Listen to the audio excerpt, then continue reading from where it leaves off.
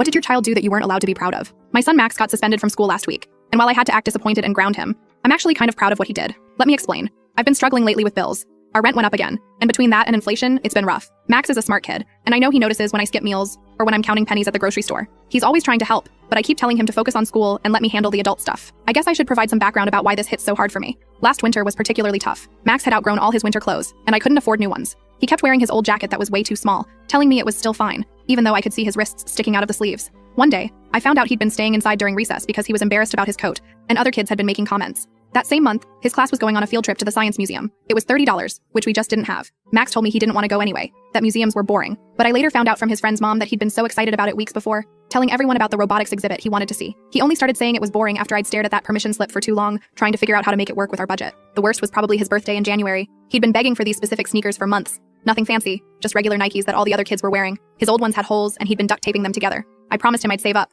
but then our heating bill doubled, and that money had to go there instead. He pretended not to be disappointed, but I heard him crying in his room that night. The next day, he came to me with his piggy bank and tried to give me his savings to help with the bills. That broke my heart. Last Thursday, I got called into the principal's office. I had to leave work early, which meant losing those hours' pay, and I was already stressed about what Max could have done. When I got there, I found Max sitting outside the office with this weirdly calm look on his face. Inside, I met with Principal Randy and Vice Principal Elise. They started explaining how they discovered Max was running what they called an unauthorized business venture on school grounds. Apparently, my little entrepreneur had noticed that the school vending machines were always empty by lunch. Budget cuts meant they weren't being restocked regularly, and the cafeteria food was, in his words, basically inedible. So what did my son do? He went to Costco with his birthday money from his grandma, $200, bought bulk snacks and drinks, and started his own mobile convenience store out of his backpack. He was charging reasonable prices too, just enough to make a small profit while still being cheaper than the vending machines. Here's where it gets interesting. He didn't just sell randomly. He had a whole system worked out. He kept a notebook with inventory tracking, profit margins, and even customer preferences. He had regular customers who could pre-order their favorites. He even gave discounts to kids he knew were struggling financially. Apparently, he could tell by who was getting free lunch. The school found out because one teacher, Ms. Zara, caught him making a transaction in the hallway.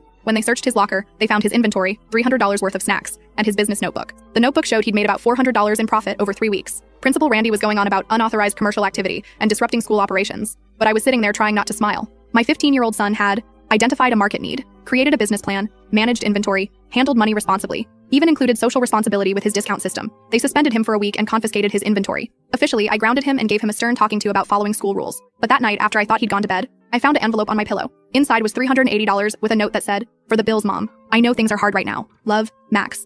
I sat on my bed and cried. Not because I was disappointed, but because my son had turned into this incredibly resourceful, caring young man despite all our struggles. The next morning, I told him I couldn't accept the money and made him promise to follow school rules from now on. But Reddit, here's my confession. I kept $80 of it because we really needed it for the electric bill, and I put the rest in a savings account for him.